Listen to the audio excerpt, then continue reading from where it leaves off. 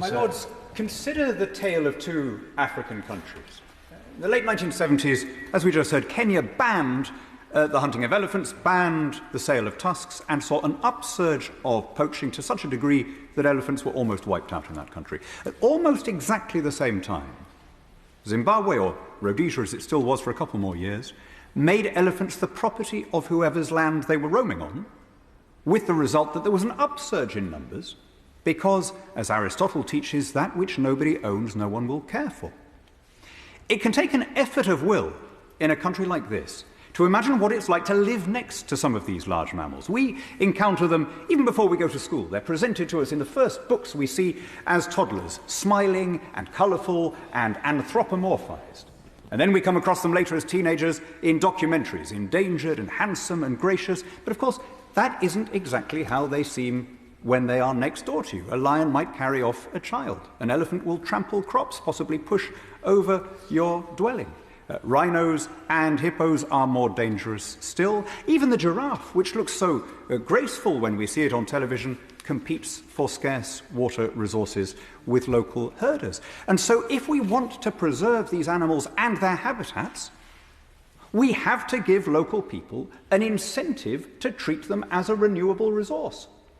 In other words, to give them an incentive financially by being able, in a licensed and qualified way, to sell tusks, hides, and yes, hunting licenses. When South Africa decided to do something about the decline of white rhinos, it saw that it became almost the only place in the world where numbers stopped falling. 80% of white rhinos, which were nearly extinct in the rest of Africa, are now found in South Africa because they used trophy hunting and the revenue thereof as a way of incentivizing local people to become custodians, each to become a gamekeeper, if you like.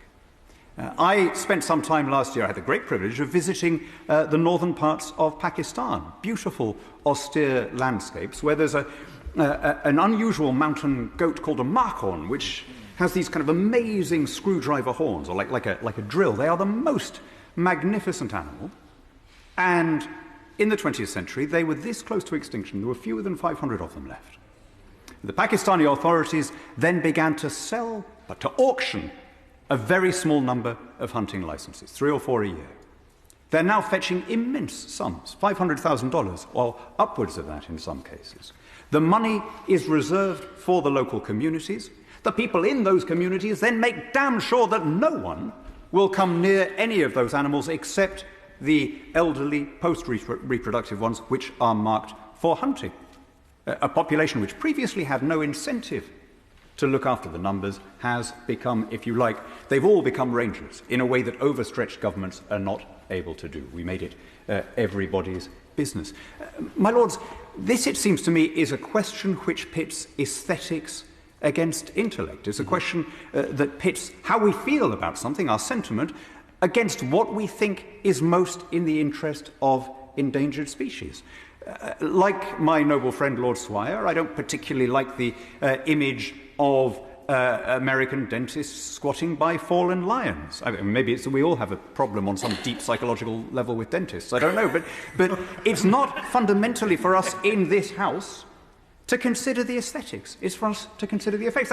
Above all, that's why we're here, surely, as a check on the radicalism of the popularly elected chamber. It is exactly our job to think about the effects rather than simply about the headlines. There is a difference between saying, I disapprove of this thing, or even I find this thing unspeakably ugly, and saying, therefore, this thing should be banned. And that is not just a semantic difference, my lords. The difference between those two things contains the entirety of what we mean by a free society. Yeah.